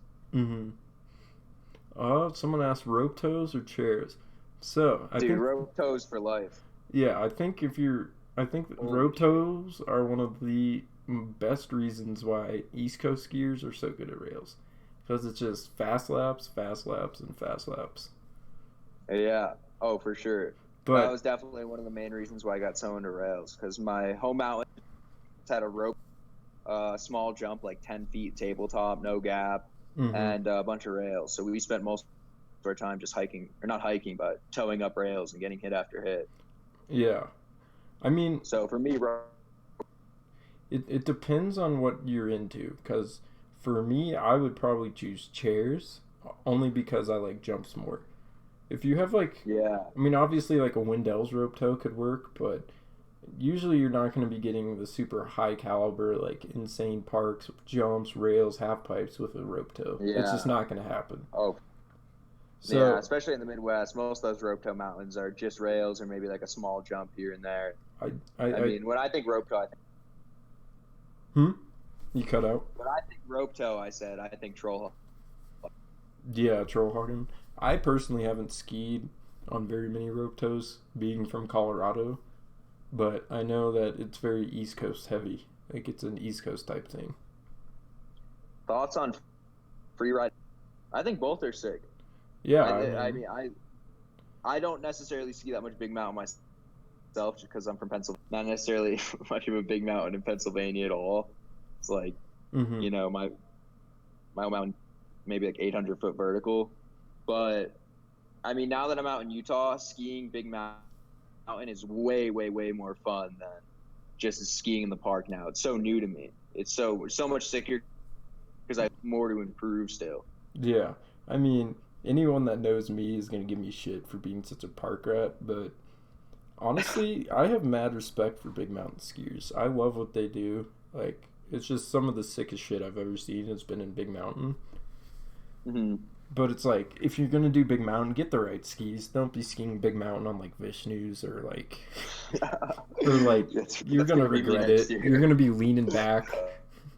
I mean, yeah, you're gonna be leaning back on your thighs and your calves are gonna be burning. Like, get the right skis, and like, if that's what you enjoy and you find more pleasure in big mountain. Oh like, shit! Rewind that. That was that kind of Corkish one. I didn't see Where it am fully. I here? Just like they go like 15. More, yeah. Okay, whack flip pretz 1. Yeah. Alrighty, Corey. Alrighty. Holy shit! Pole plant too. He's out in the That OG was- style. That. Some- Morgan asked, "What are your home mountains?" You want to start, Colin? Yeah, I'm from Telluride, Colorado. Born and raised. Grew up skiing there. Gus Kenworthy's home is basically what it's known for, not much else. Also, it just being like a really pretty ski town is basically what it's known for. Yeah. Yeah, you go. I grew up. Sorry. I grew up skiing this place called Elk Mountain in Pennsylvania. So, Elk Mountain is basically they probably have some of the best all mountain skiing in Pennsylvania, but not much. They have a little rope tow park, and they have like 4 or 5 rails and a jump that's like big enough. You can't really like get past that, and there's no gap on the jump. It's just like completely flat on the top. But I was 16, and then once I turned 16, I could drive, and I started driving like an hour and a half down to this place called Big Boulder. And if you're from Pennsylvania, Big Boulder, it's so sick. Mm-hmm. Oh, that's sick. Yeah, Elk is the shit then. Okay. Yeah, Elk has probably the best all mountain skiing in Pennsylvania. Huh. I don't know East Coast, so I'll Big let you Boulder, best take park. that.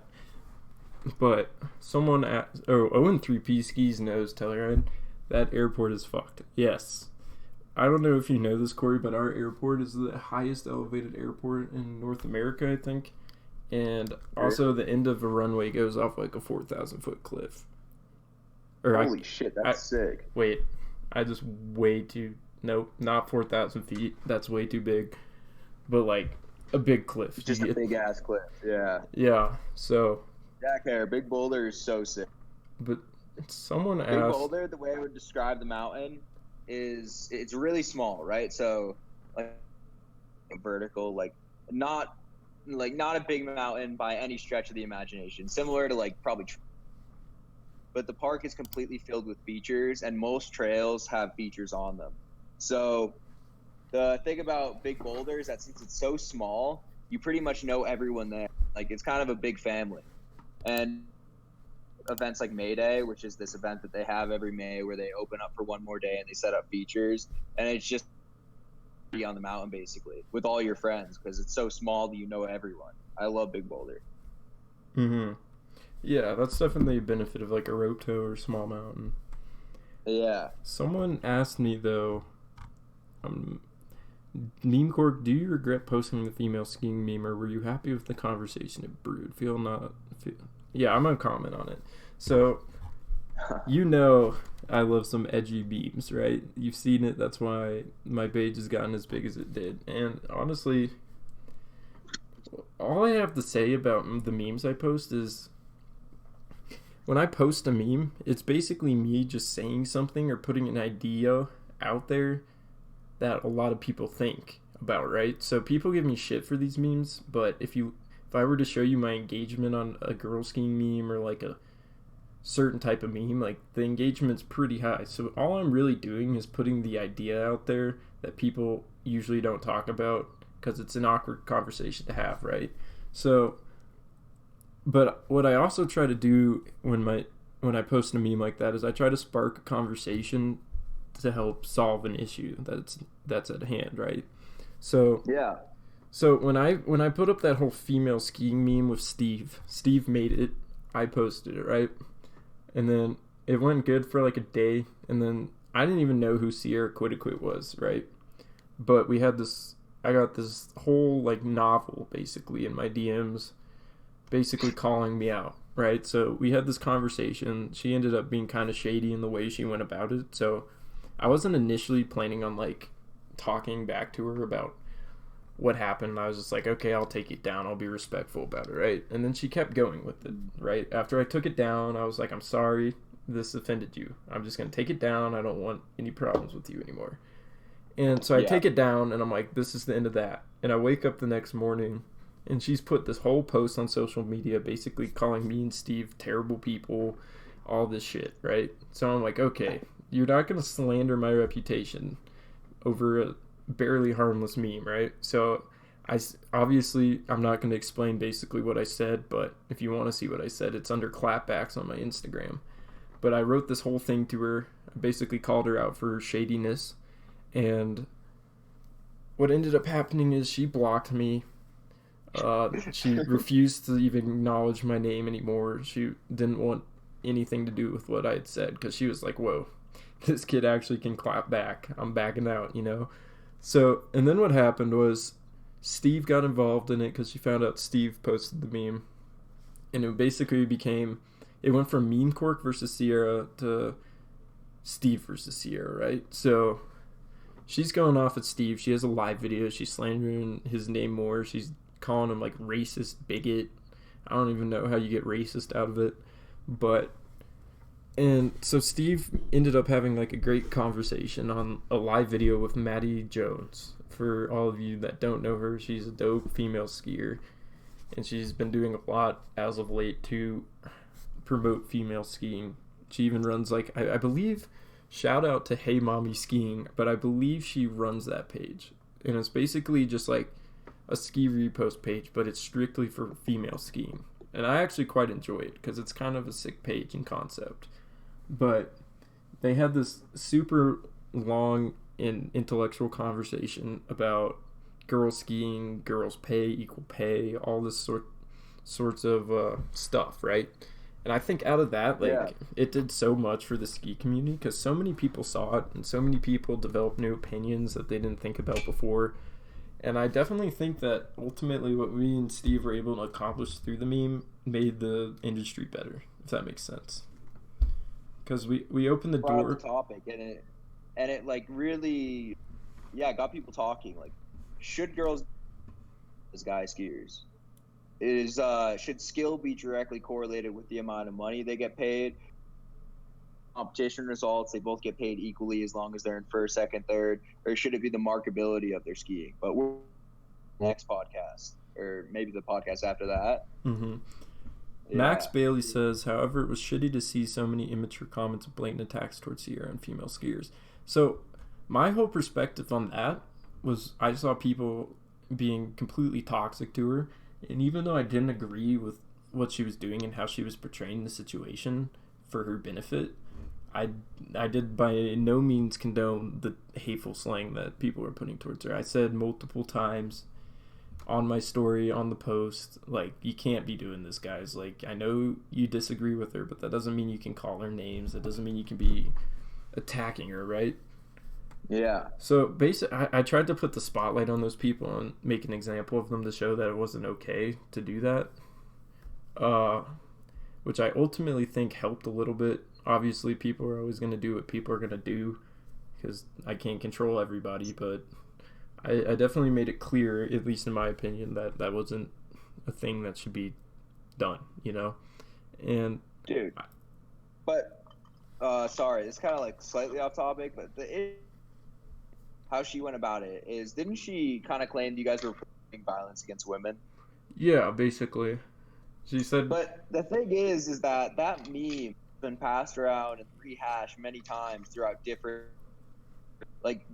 unrelated topics. Like I think that meme, I saw it as a Soulja Boy meme, and it was like, you don't listen to Soulja Boy, and it would like show them like you pushing them out of the car. Like, like, use your head. Obviously, the meme wasn't intended to promote violence.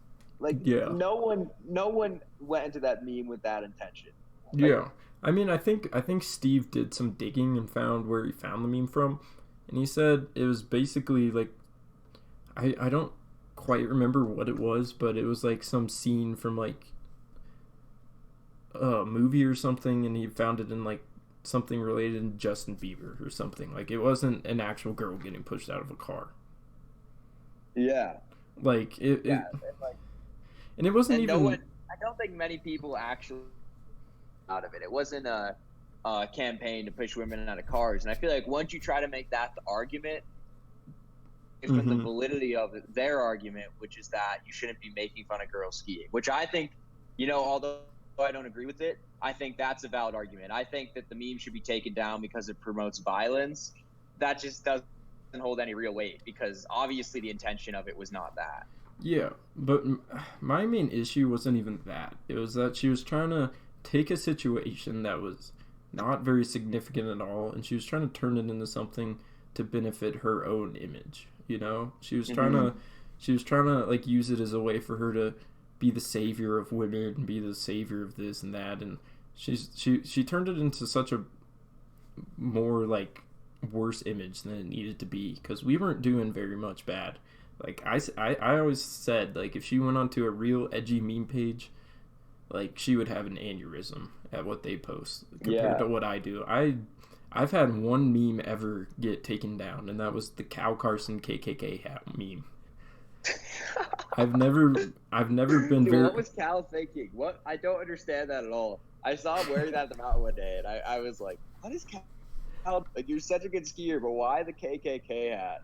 Yeah, man. But it's funny to me. I wish I had kept that up. That was one of my more favorite ones that I had, but that's the only one that's ever gotten taken down. If I was truly such a bad person, I was posting such grotesque content, don't you think my page would have been banned by now?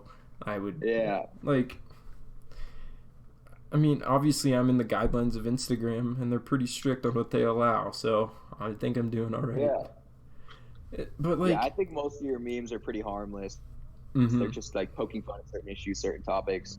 I don't think that any of your memes had intentions to like hurt people or, throw people out of cars. Yeah, of course. I'm not saying like, oh, see this meme? Go throw a girl out of a car. I hate women. Yeah. You know, that's not my goal here. That was never my goal. Yeah. My goal was just to poke fun at an image that's been controversial in skiing and bring it to the light, because that's what people enjoy. That's what people like to see. They like to see. Basically, what I found with Meme Cork is you want to find stuff that people are always thinking in their head but never will talk about. And then you want to bring it out, Yeah. and you want to make them laugh with it first, and then Exactly. you want to try and develop what was a meme into a conversation that's better for the good of the industry. You want to get people talking Yeah. about it. Like Yeah, like Cal. Everyone, when they see that hat, or at least most people are thinking, why is he wearing a hat that looks like he's in the KKK, right? So then you use that meme to kind of poke fun at it, and then people have a conversation about it in the comments. Like, well, he's just experimenting with different styles. He's starting to try like a new trend. Like, it doesn't really look that much like a KKK hat, or it does look like a KKK hat. Like, this is a really goofy thing to wear. The main idea should be to promote conversation about topics that, as you said, everyone's thinking, but no one wants. Mm-hmm. Yeah, that's my goal. My goal is 100% just to make fun of something that everyone thinks is true, or most people think are true, and then through that try and bash down the barrier that people have with an issue. At first, Yeah. it was obviously, when I started the page, it was obviously like, this sucks, I'm going to make fun of it because it sucks, and I don't really care. But as I grew and I like talked to more people like Tall T Dan, who had basically blazed the trail for ski memes, like I realized that like I can actually make change with this, and I can do it in a way that also promotes my page. So my goal was always to make fun of something, ultimately break the barrier between it, and hopefully get something good out of it. And if not, try again. Yeah, and your main goal is to also show that we should throw people out of cars. Yeah, of Because we course. disagree. Yeah, man, screw girls, throw them out of cars. Yeah, throw That's 'em out of- exactly what I'm trying to portray. I saw that meme when I was in the car with my mom, and I was like, pushed her out. I was Mm-hmm. like, I don't understand. That had me dying when she said that. I was like, this doesn't make any sense. Like, his Yeah. intention wasn't to tell people that they should throw girls out of cars. Yeah, I think it's hard for people sometimes on my page to see the bigger meaning, Mm-hmm. but I think ultimately, if they're semi-informed and intelligent, they're able to figure out what I'm really trying to do now. Yeah. And But- I I was saying, dude, it's been an hour and a half. oh Like, damn, it's- I say we Yeah. get one more topic to talk about, then we cut this off. Yeah. One All more right. topic. All right, guys. So Give us the best you got. yeah, everyone give us a topic, and we'll choose our favorite one, and we'll talk about it, and then we're gonna head out because we've got lives, we've got stuff to do, Yeah. and we want to Doing save door-to-door more. sales and swerve skiing. Let's see what else other people come up with. Be Pipe. No, Give us, let's give us like a topic and scheme. Don't give us like. Do we want to give us like I- specific about swerve skiing, Nathan. A question about swerve skiing. Do we like swerve skiing? How Rise of Ski? Rise Ski Academies? That could be a good one. Which Insta- game is better? Instagram credits. We'll discuss that in a different Nicholas episode. Ryan, Sushi 'cause asks, that could be, have we talked that could be a about whole topic. the Sierra shit? Yes, I just talked about that. There will be a replay, Nicholas, and this will be on Stiff SoundCloud too. versus soft skis. Stiff versus soft skis. The Rise of Ski Academies. Right now, I'm thinking somewhere between the Rise of Ski Academy and Stiff versus. I'm trying to find like a topic that is controversial that we can talk about. Rise of Ski. I don't really think that I'm educated enough on that, though. Rise of what? I will say the Rise of Ski Academies. Ski academies give people with more money more opportunity, obviously. Mm-hmm. ski academies makes it harder for kids that are coming from small mountains in the East Coast and can't afford to get sent out to just like actually from anywhere they can't afford to get sent to a ski academy. It makes it way for kids that could. That's for sure. Chris, I So can't talk about eating fruit, man. That's all you, bro. That's all you. The thing about ski academies is they also allow kids that are top level to get way better. Chris, we'll get you on here and you can talk about that one time if you'd like. Yeah. But I'm not going to go into fruit right now. Jackets. Although I do very much promote healthy eating. Honestly, I feel like it depends on the style you're going for. If you're going for that swervy style, I think zipped up suits you better, like the Magnus type style. But if you're going for actually Magnus again, the OG Magnus type style, then that unzipped jacket, it just looks so sick. Like Magnus hopping through the trees with his unzipped jackets, the orange base on 3Ps, and the orange kit, like that looks so sick. Yeah. So yeah, I guess it depends on the style you're going for, but for me, usually unzipped. I think unzipped looks more gangster, but yeah. I don't know. I don't even wear jackets, man. I just wear hoodies, shirts, or hoodies or shirts over hoodies. Like that's my style. I've never been a jacket guy.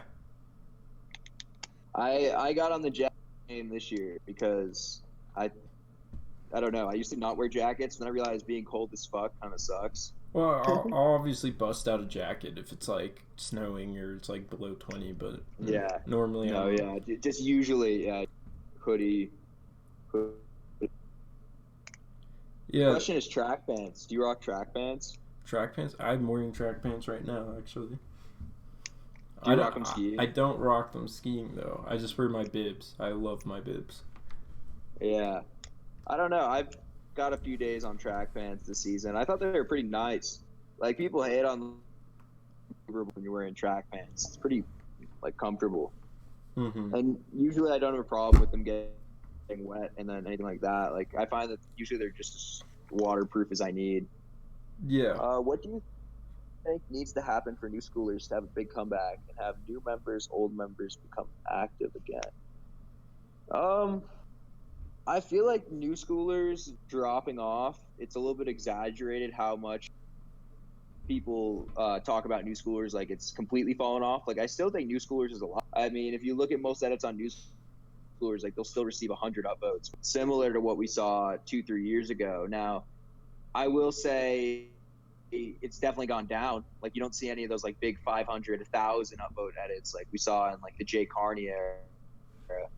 In terms of fixing new schoolers... Oh, sorry, Colin, you got it. I mean, you could say whatever you want about new schoolers, but at the end of the day, it's still the biggest freestyle ski media outlet, so... Oh, yeah, exactly. It's still huge, and people are still on it every day, forums. Now, I think that in terms of making a big comeback and releasing full-length edits, the issue now is that most people just use Instagram. That gets back to what Ryan was talking about earlier. Ryan made a thread on New Schoolers about how people are swaying towards Instagram more rather than new schoolers in terms of like choosing sponsors. Like, sponsors will choose people based off their Instagram followers rather than the views they get on new schoolers. But yeah, I definitely barely go on new schoolers. Kind of inevitable. We were talking about this. We were talking about this. Just changing the culture. Yeah. Yeah. Okay. We were talking about this before we went live, but you were telling me to post a new schoolers thread, and I was like, I don't know how to post a new schoolers thread. I never go on there, right? So I'm definitely more on the Instagram side of things, as you can tell, but yeah, I just feel like new schoolers can be kind of hard to like navigate. I feel like if they cleaned up their layout and they kind of revamped it, it'd be much better.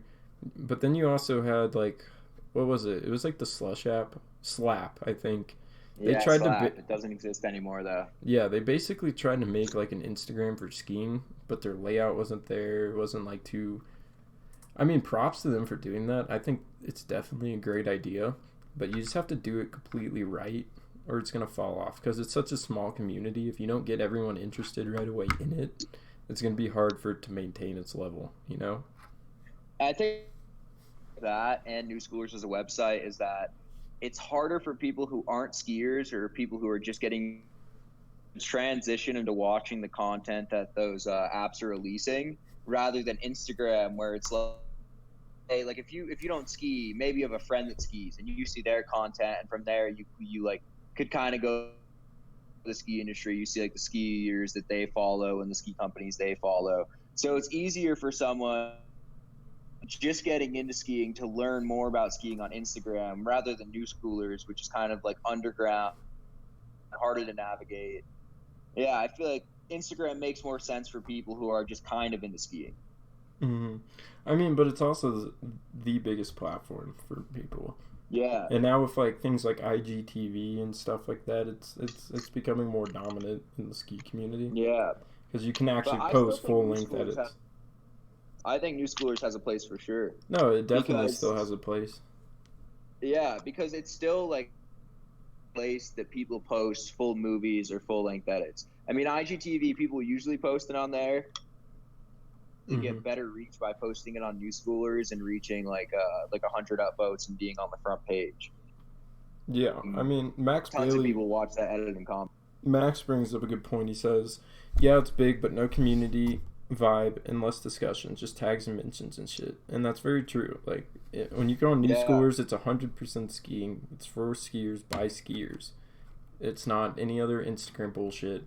It's just all skiing. But it's just the engagement with it's gone down because the new younger generation's moving in. They're all focused on Instagram and that shit. They're not focused on New Schoolers, you know.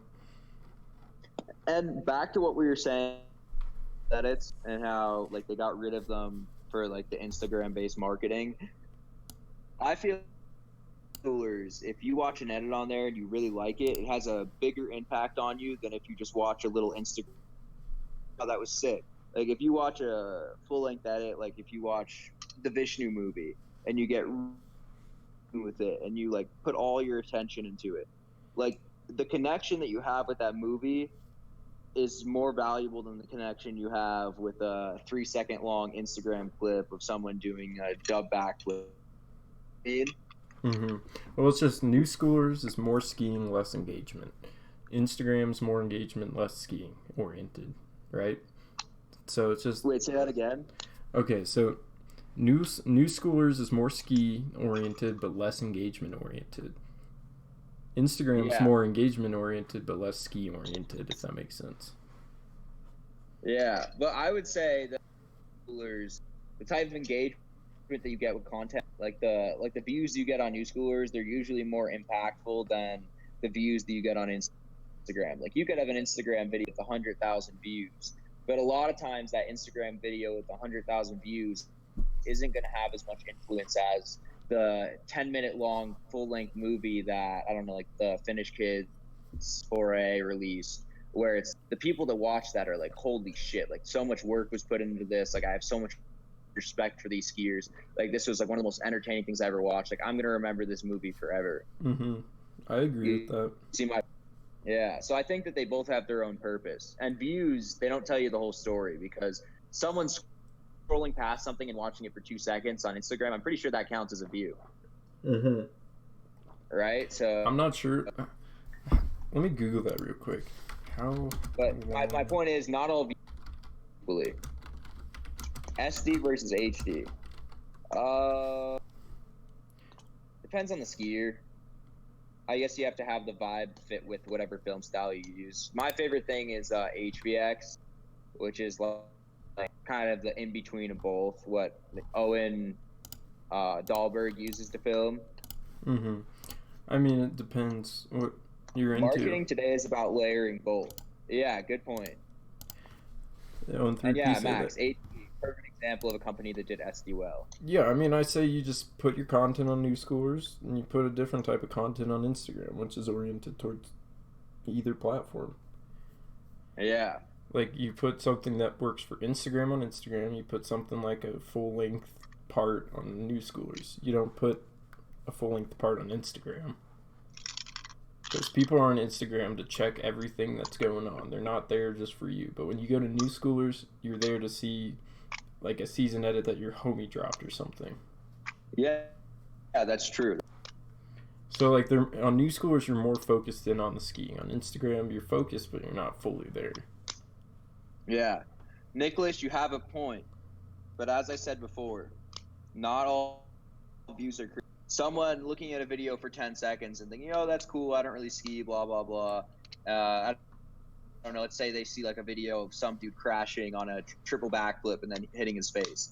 Like, yeah, a lot of people watch, and probably way more people will watch that than, let's say, like the Vishnu movie or an 0-3. But the people who watch that 0-3P or Vishnu movie are going to be way more likely to actually make a decision on buying a ski from that video compared to a 5-second fail video clip.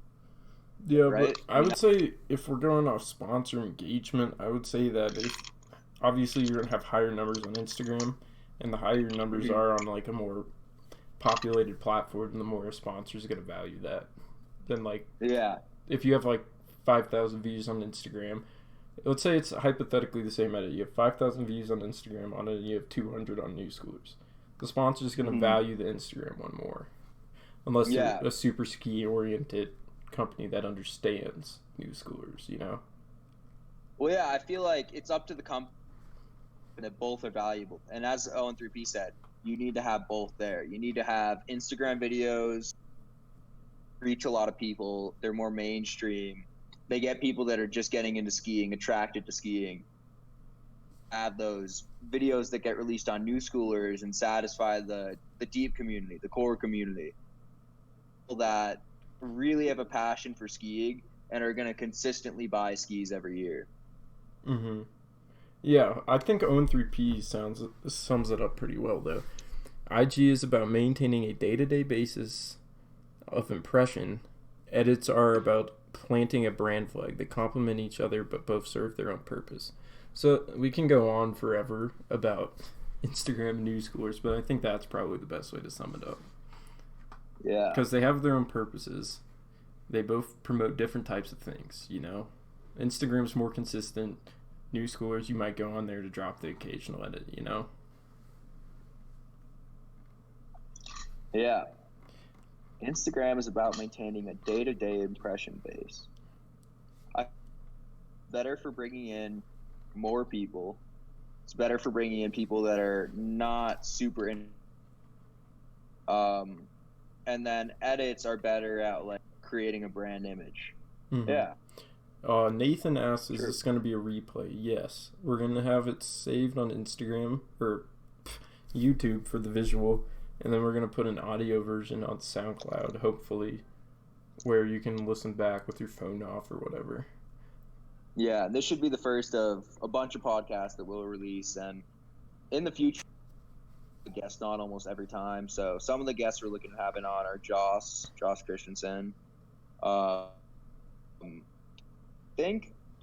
Nothing is confirmed, but we're hoping we can get some really dope guests for you guys. Yeah, obviously, I'm not gonna say.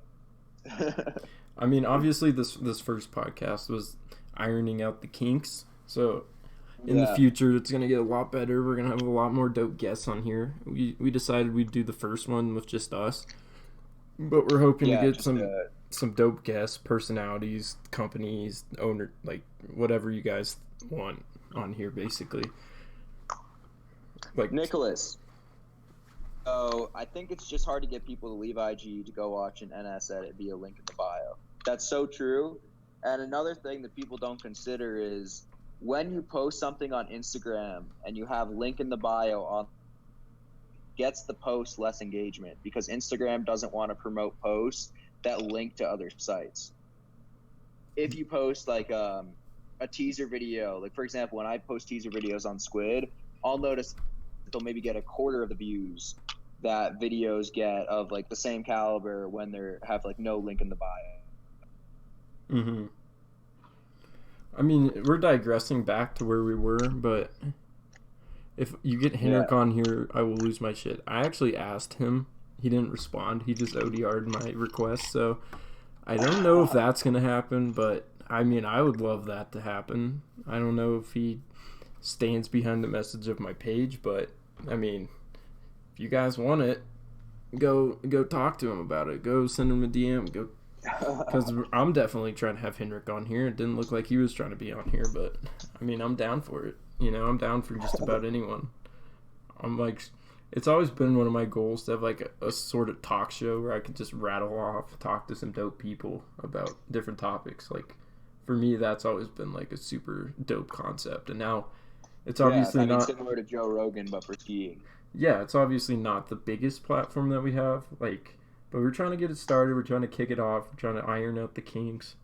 We're trying to get some dope guests on here. And we're also just trying to show people that we're both intelligent individuals that have opinions on skiing, and we love to talk about skiing and just talk with people. Like, I'm not just an edgy meme page with no brain. Like, I love skiing. I love to talk about it. I love picking people's minds about it.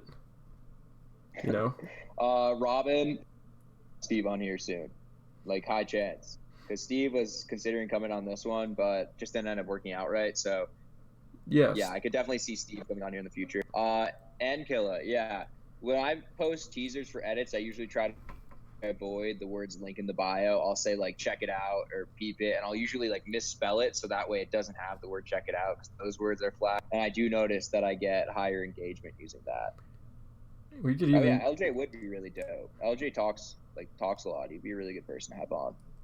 Yeah, I mean, I'll love to talk to LJ. He loves Meme Cork. I'm sure he loves squid skiing. We'll get him on here. Yeah. If it all works out with him. I know he's got a pretty busy job over at NASA now. I didn't know if you saw that, yeah. But I mean, LJ works for NASA. Yeah, he's a coder That's for so NASA now. So, I mean, I'm down to have LJ on if he's got time for it. Hopefully, what do you think? We'll be doing this every other week? Every week? What do you want? Yeah, every other week. I don't really think any specific schedule right now, but yeah, I should have one. We're just trying to engage how this goes. We're trying to see what people are feeling, and as it goes on. I don't think Andy Perry would be about it. Sorry, Colin. Oh, it's all good. Andy, yeah, NASA is bullshit. Okay, let's not talk conspiracies. Get Jake. Jake has asked us to be in the podcast. That might happen in the future. We could do that. Jackson, by the way, I know Ankel's got some opinions on him right now, but I'd love to have him on. I mean, he asked. Jackson. We'll see what happens with that. I mean, I think we could get Andy on. He seems to be pretty chill from my page. I've asked Andy to do a podcast in the past for squid skiing, and I think he said he might end up responding or something. I can't remember, but maybe it could happen. Oh well, we're not promising anyone yet. We've got a few pretty dope names that I guess we exposed one of them or maybe two, but we're trying to save some of this for anticipation. You know, we've got some. I mean, I personally have at least 5 really dope individuals that I'm considering getting on here. Yeah, and I'm not. Dude, I'm not trying to roast anyone right now. This is just chill podcast. Everyone, it's just one man's perspective. I mean, I'm not talking shit on anyone here, but I find it funny. But hell, Ankilla, we could even get you on this. I know you're controversial. People love to talk about you.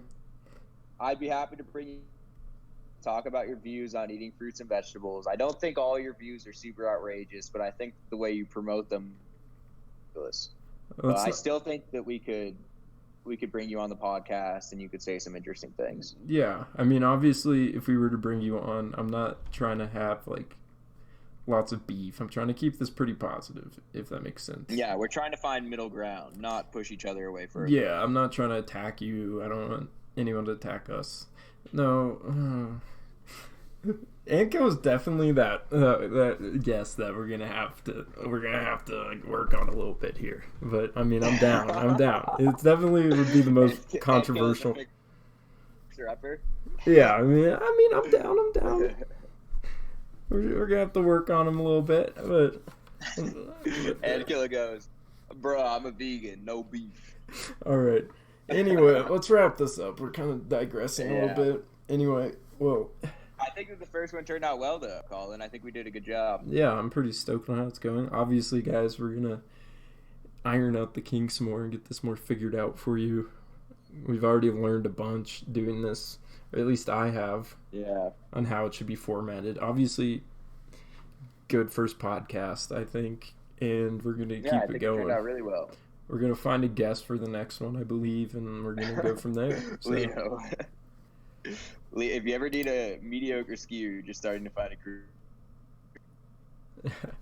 All right. It Anyway, was hella nice. You guys talked about some. yeah. Well, thank you everyone thanks, for Nathan. tuning in. Definitely made it a great time. So we're gonna cut it off here pretty shortly, but just from me at least, thank you for letting us do this and giving us the platform we have. Never thought I would be here, but we're here. Anything you want to say to him? Just thank you guys for tuning in. Thank you guys for staying here. I noticed a lot of you were here the entire time, and I hope that we could continue to make this podcast better and better and have cool guests on and turn into something dope. Yeah, me as well. I'm really hoping for this to work out. I know people were skeptical about it.